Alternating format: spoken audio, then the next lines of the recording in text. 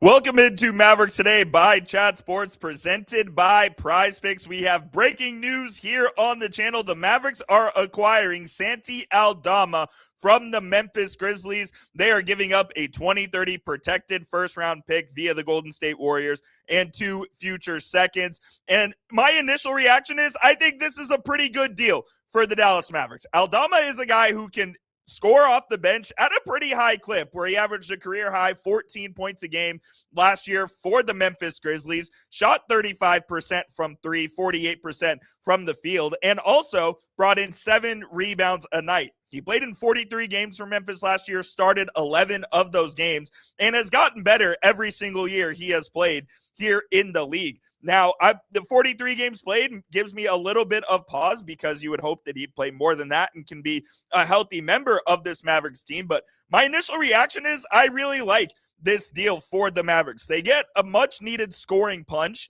and they're going to find a guy in Santi Aldama who can do the sort of dirty things that the Mavericks need and want to do there on both the offensive and defensive end of the court. And what did Dusty May say earlier? He wants this Mavericks team to play fast. Santi Aldama can absolutely help you do that. He's listed as a power forward, but he is 7-footer. And he's a 7-footer who has good shooting range. So I think you can play Santi at the 5. You can play.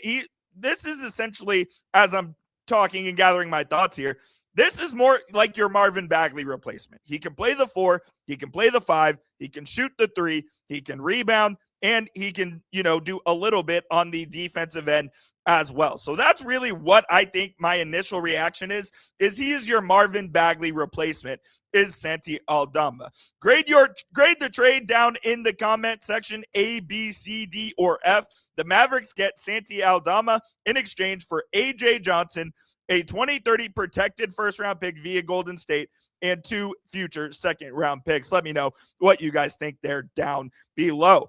He is making $17 million this next season in 26-27, and there's a club option for 27-28 at $17 million, and that deadline is going to be the day before free agency of next year as well. So if he plays really well for the Mavericks, they can exercise that and have him under contract for $17 million, or if he doesn't, they can just decline that player option and team option, and he ends up going to free agency. Again, Aldama is a guy who I think can really help this team be a versatile backup big. You have Lively and Gafford, but you don't know what the injury status with Derek Lively is, considering he's not even running or jumping yet.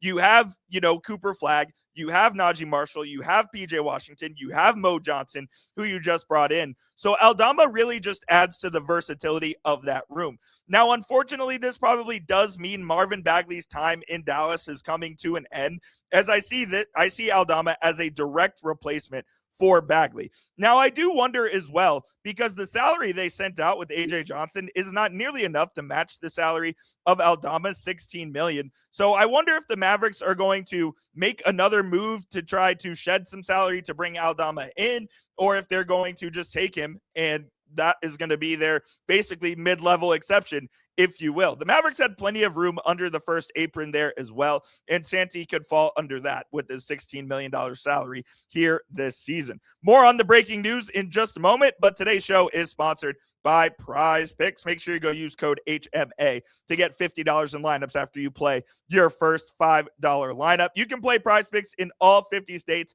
including California, Florida, Georgia, and in Texas. They put their members first, so all withdrawals are fast, safe, and secure.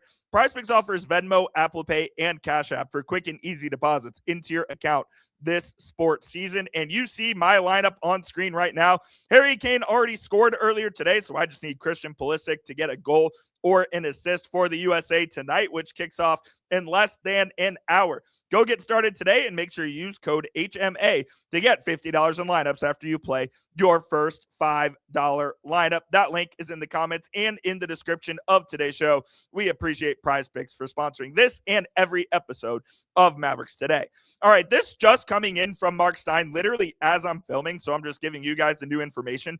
The Mavericks are using their $20.3 million trade exception generated by the Anthony Davis trade to bring in Santi Aldama. So they don't have to send in anything else. They can simply just take Aldama in, send AJ Johnson out, and they are going to use that trade exception to bring him in, that $23 million. Now, the Mavericks can't use the rest of it, but they get him for $16 million for this year. And I think the hope for both Aldama and the Mavericks is he's able to play his way into a contract extension or able to play his way into the Mavericks picking up the final year of that team option, and then maybe he goes and hits free agency from there. But either way, I think this is a win-win for the Mavericks because they didn't really have to give up any assets. That 2030 first-round pick was heavily, heavily protected. So the Mavs just send that over to Memphis, and in return, the Mavs are getting a 14-7 guy who can rebound, who can shoot, and who can hopefully be a versatile chess piece for Dusty May in this new look Mavericks roster. I do think there's a chance that Aldama becomes your starting four if you trade away PJ Washington and you would bring Mo off the bench. But at the end of the day, I think the roster looks like this. It's as we sit right now. It's Kyrie Irving at the 1, Max Christie at the 2. You'll have Cooper Flagg at the 3. You will have PJ Washington at the 4. And you'll have either Lively or Gafford at the 5. And if Washington ends up getting traded, I think Mo Johnson will slide in there and be that 4. So my thinking is Aldama probably comes off the bench mostly, but if you need to spot start him, you can absolutely do that. So I do think that there's options that Masai Ujiri, Mike Schmitz, and Dusty May do have with Santi Aldama as well. I also think that it's possible that you could potentially see Mo Johnson come into this starting lineup alongside Cooper Flagg, and you bring PJ Washington off the bench. Now, here's the thing with that is you just have to make sure PJ is okay with it, because I feel like if Washington isn't coming off the bench, there could be some problems there with him really not liking his role and upsetting him and this and that. So you have to make sure PJ's okay with it first. Unless you trade him, then you bring Mo into the starting lineup and you have your starting 5 there. So I do see Aldama as your bench guy, your third big, whether it's behind Lively and Gafford, whether it's behind PJ and Johnson.